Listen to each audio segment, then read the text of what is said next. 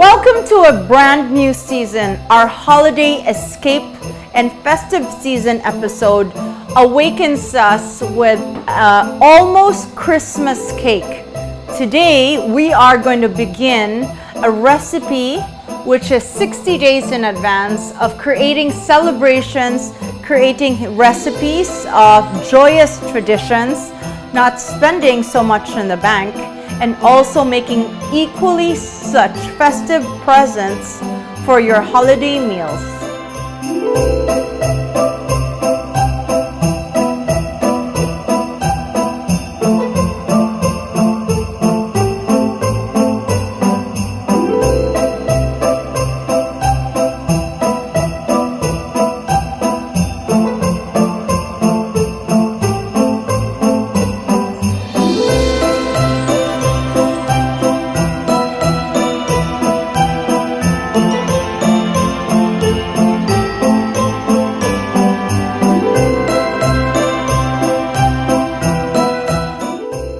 My almost Christmas cake is meant to be eaten breakfast, lunch, or whatever time of the day. But what it is, it makes it festive, is raisins, candied walnuts, candied fruits. If you don't have that at home, I'm gonna show you so many different variations of how to create this almost Christmas cake with just 5 base ingredients and everything else is flavor. So come join me. As you see, the ingredients you will need today is about 4 cups of bread flour, and then you have 3/4 cups of warm milk and 3/4 cups of white sugar and 2 teaspoons of yeast, which is dry and active yeast. Then you will finish with 2 whole eggs and 1 egg yolk. So this is a base ingredient for brioche dough. And brioche maybe can be compared to an ensaymada, but that is our base standard dough. And around that, we're going to create different components if you wanted to get elaborate with your ingredients or you wanted to keep it basic. So today we are doing every base recipe that will remind you with the flavors of Christmas without spending too much. If you can't go cake, you're gonna go in between a bread cake. So this is what we're showing you today. Next, for what we're gonna do, I have some glazed fruits that have been marinated in a rum, tanduay rum, or you can go as easy and far as using brandy. And this is also the variation to make fruit cake. So that sits there overnight in the fridge. You can also get raisins. You can find them in the local grocery store and also immerse them in tanduay rum or any local rum or any unique liquor. Next, you'll find some oranges that I find, and orange and candied fruit match so well. If you don't find oranges, you can make them with calamansi skin, anything that will add happiness and candied fruitfulness to this base bread dough. I also found and I created what they call leche flan, or like crema catalana, or a caramel custard. Maybe you need about 1/2 cup. You can create a caramel custard, or you can just buy store-bought. That becomes the base, because another variation of this almost Christmas cake is using pumpkin. And the pumpkin now is boiling in the oven, so pumpkin and caramel custard make a beautiful morning coffee break, and you'll find it's so exciting. Also, you'll need some butter. You'll need about 400 grams of butter, but that's about it. So we go back to just the 5 components of the ingredients for the bread base flour and the brioche recipe, and everything else is flavor. When you roll them into different components, you get a beautiful bite, a brand new composition of what Christmas means to you and me.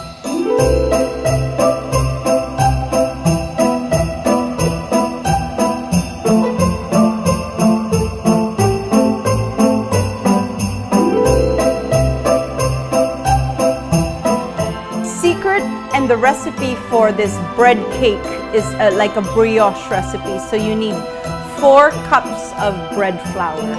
And I'm using a mixer, a stand mixer, and it's easier. So I put, this is 2 cups right here and another 2 cups. What I want to do is I want to create a well.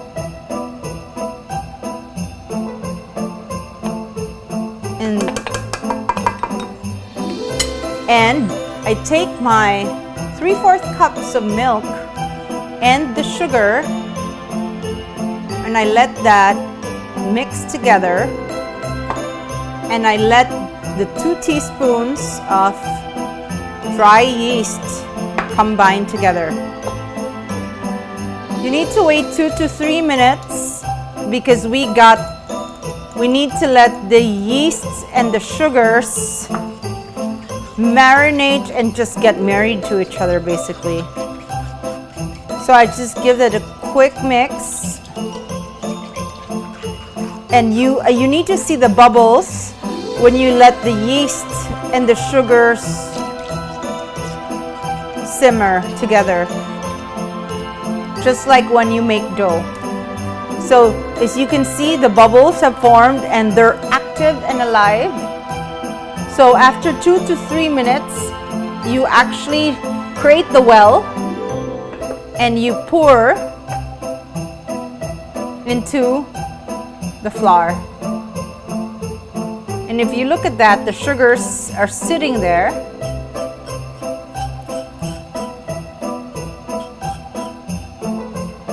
And you let that stay alive together. While we're in this phase,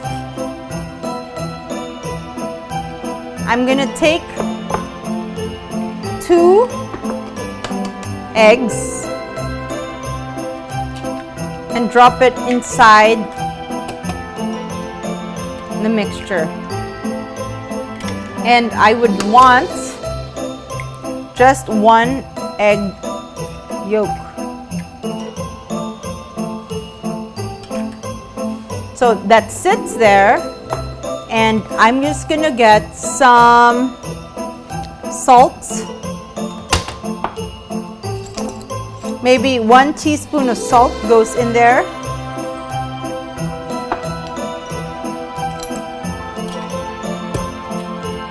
And you let it, and if you take a look at the mixture, you put it on the first setting of the mixture until it builds up and sticks together.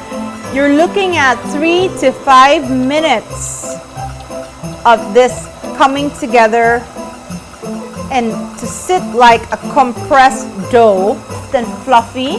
So which is why time is of the essence, because you need it to proof. So after it goes through 3 to 5 minutes, and it resembles almost like a dough and a clay mixture. So here we have the dough, and the gluten has developed. And what I'd like to do is I get it on a surface, and I knead that into a ball. And because I used bread flour, we need to get the dough and just get them to rest, because the gluten right now after the 5 minutes has been stretched together with the sugars and together with the yeast. So we need to let this rest for about an hour and a half. So you just create this ball, and when this rests, the gluten and the yeast develop together, and we want it to double or triple in size. So depending on the strength of your yeast, then you get the pliability of the softness of what you're desired. So what I'm going to do, I'm going to put that and just cover that, and that stays there for about an hour and a half. I actually have the dough right here that's been sitting and been proving for about an hour and a half. So it has doubled in size, so soft, I can feel it's active, and just it bounces back. So this is where we want to take it. And this is our base brioche dough that we're going to use for all the activities that we're doing today. And this is the part where I call the almost Christmas flavors. And here we are, follow me. You just need a smooth surface like a marble or a very steady bench. And we're gonna work this dough and to just knead it in order for the gluten to develop a second tier. So come follow me as we get in the table and work our arms together. And take a look, it's so easy to cut. And this pumpkin for me is the most price and efficient method of achieving holiday. Pumpkin, cinnamon, nutmeg. So I'm gonna take the pumpkin because we're going to create one flavor from the brioche, pumpkin and caramel. So that's already cooked through, so I'm just gonna remove the seeds of the pumpkin.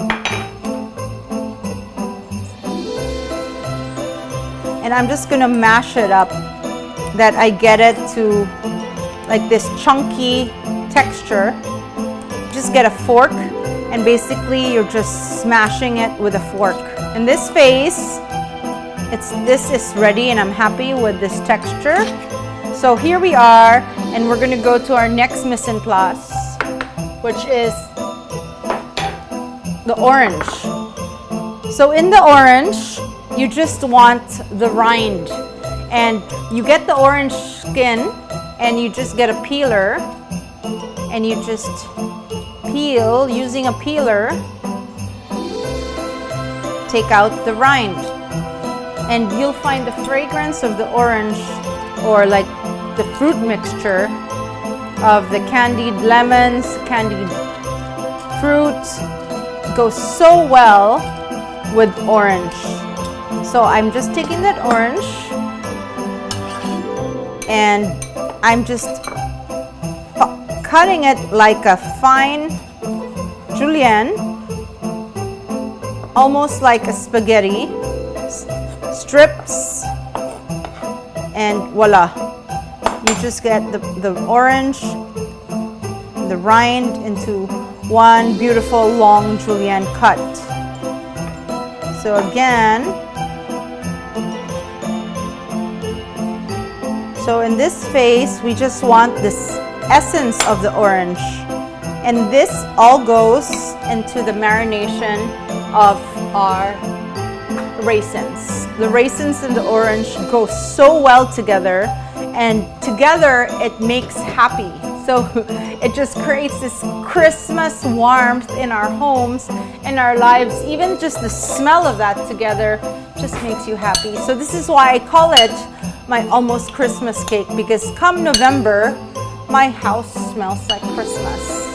And the rum and the whiskey or the whatever you're using as hard liquor to marinate this needs time, because the longer this sits, the better it tastes. So just like a Christmas fruit cake, everyone knows that a fruit cake is better as it ages. It's the same principle. I start November and I create all these goodies and smells in my home.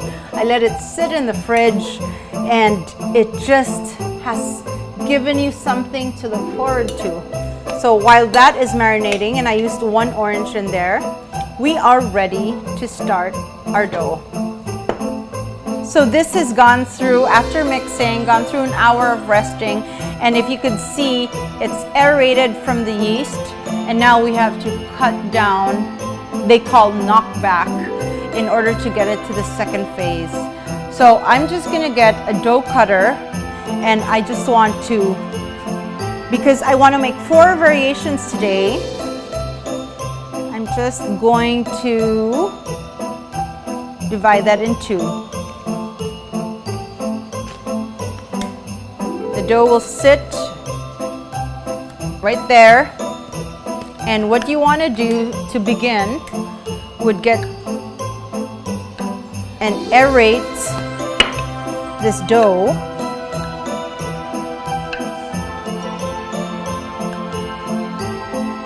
And You want to knock back the bubbles. So now I'm free to mold it in any shape and form.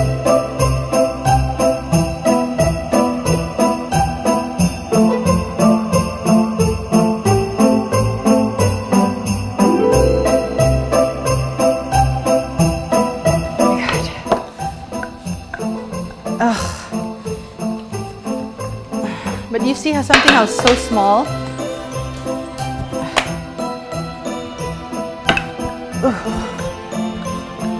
It's a workout, huh? Every time I do this, it's like, oh, I sweat so much. 200 calories, I can earn my calories, I can earn my calories.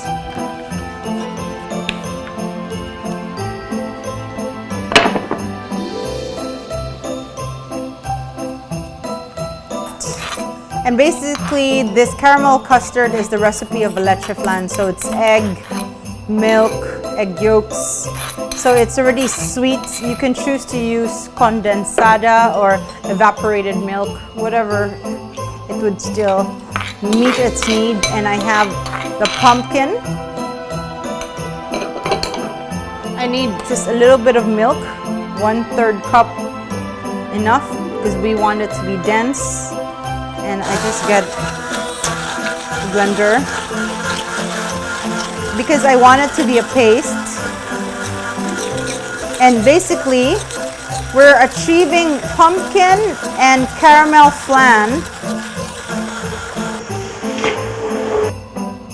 I just finished my preparation for the pumpkin, so I mixed and blended the pumpkin with the caramel flan. So it's thick, and that's the sauce that we want to use after we've gotten to the next level. So let's continue. I have with me 2 of the doughs that we've flattened, and our arms are tired. So this is the phase where it counts. You're gonna take some butter, and you just let it sit. So this is the part that's fun, and this is the part that reminds me of almost Christmas. In my other hand, I'm going to take the raisins and the marinated oranges, and I'm gonna let it sit.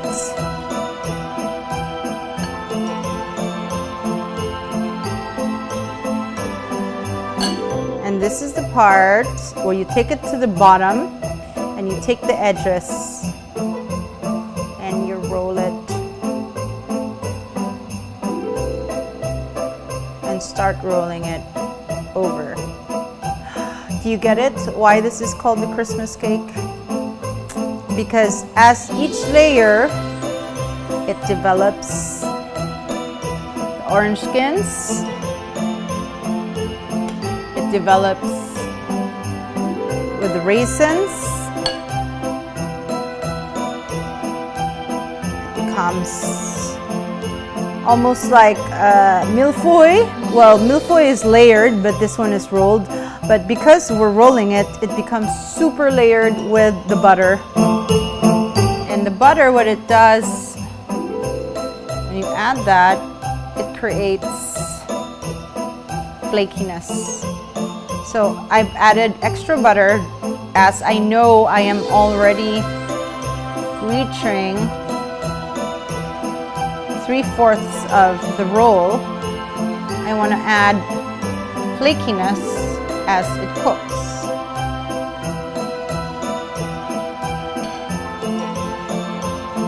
And it's almost like a Noel, and the smell of the house is just enchanting, amazing, from the raisins to the brandy to the rum. It's just joyous in every bite. I got some of the liquid in there. You know, don't go overboard with the liquid because you don't want to break up the dough. But for me, the liquid's important. look at that. And I'm on my final roll. As I get to my final roll, just want to make sure that I got all of that together. I'm going to take the pan, and because I want to ensure that I've twisted it enough,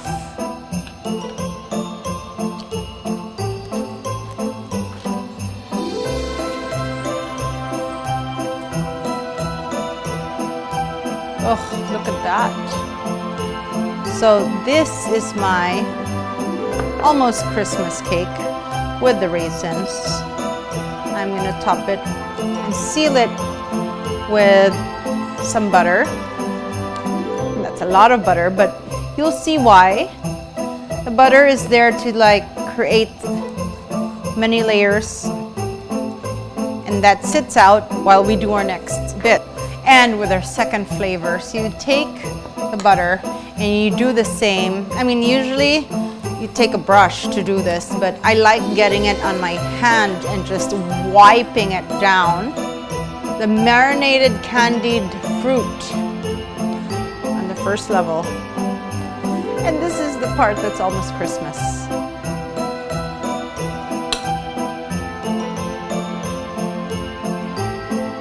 And you take that on the very tip and you use it as a cursor to start the first roll. First roll.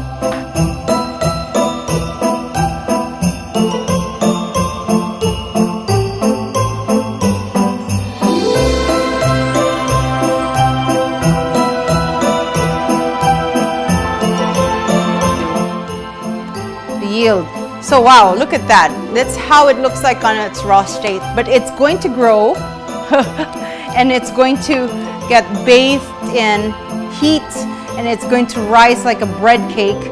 But you'll see that it's like a localized version of a fruit cake, but with a very brioche base. This is ready to go in the oven. So the oven is at 420, the highest heat of 170 Celsius. And that's going to go in for about 20 minutes until it crusts. So you'll see the definitive almost Christmas cake in a few minutes. So we're going to check on our almost Christmas cake, bread cake. And if you look, oh my goodness, how beautiful. So this almost Christmas cake has bled a little bit of liquid from the rum, I suppose, but I'm kind of happy with that. And transfer the dough onto, and if you look at that, I have with me some icing sugar, and that's just gonna remind you of Christmas morning. It's just fantastic that way. And the other one, so crusty. I could see the many flaky layers, and I can feel its softness. Oh, who doesn't want that for breakfast with your coffee? And you and I are both in, as we finish and admire the beauty of this almost Christmas cake bake, we are going to find ourselves which one is which. So we had the first one with the caramel and with the marination of the orange and the raisin, and the other one with the candied fruit. And beside me is actually the pumpkin puree combined with the caramel that we did together, and that's a nice sauce, like a caramel custard. And I'm just gonna slice. Oh, I can tell all those flaky layers are really gotten developed. And guys, are you ready for this? look how, you know, when we did the roll, and the many layers of the golden candied fruit that has developed to make it like a Christmas cake. Isn't that making you happy? So if you prepare this in the morning, it's little doses of holiday smiles and holiday warmth. So that's going to go on one plate, and just indulge in that beauty of the many layers. And the second one, I'm just going to take it and see how it developed together with the crust. It's flaky, it's crusty, it's in between bread and cake. So I won't say it's a fruit cake, because it's not. We used a brioche dough, but also more bread. So in between that, you don't feel too sinful, and you take and see how it has arrived together with the orange rind and the raisins. So how holiday goodness is that? It's beautifully paired. Now we'll do a plating presentation of some of the glazed fruits that we put on the plate, and we just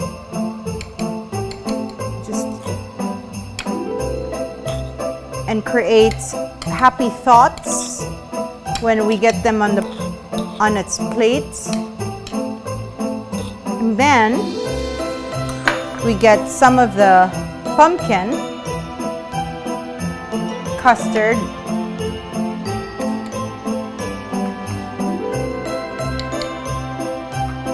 So two different variations of this beautiful almost Christmas cake, bread, cake, however you want to call it.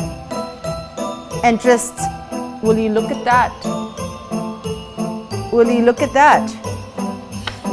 It just makes me so happy to know that with small little details, flavors, and even happiness can be created in just a beautiful result of a Christmas cake bread made from caramelized candied fruit infused with rum and a pumpkin custard that is just, I'm just willing to dig in right now. So I'm just gonna take a bite. Oh, this needs to be dug in with your hands, you know, there's no finesse in having that with the pumpkin custard and then the bread pudding. The dough developed so well and it's so good. I would absolutely make this into something with a staple in our home. You can have this with hot cocoa, you can have them with chocolate, you can have them with tanduay rum infused with cinnamon. It's just a beautiful bite, and the layers have developed into fluffy, crispy, tender cake like bread. It's not cake, and it's between cake and bread. And what it is, it's gotten crusty. That, you know, there's no guilt. But mind you, you can lessen the butter if you choose not to make it so rich. And you can still have the layers of rolled compoundedness of holiday spirit and holiday warmth made with lots of love. I just want to say thank you for joining me. My name is Kate Anzani for Anyone Can Cook, and our holiday season is arriving and has arrived, and we're excited to showcase everything that you can cook for family meals, for individual happiness, for Christmas morning and before Christmas.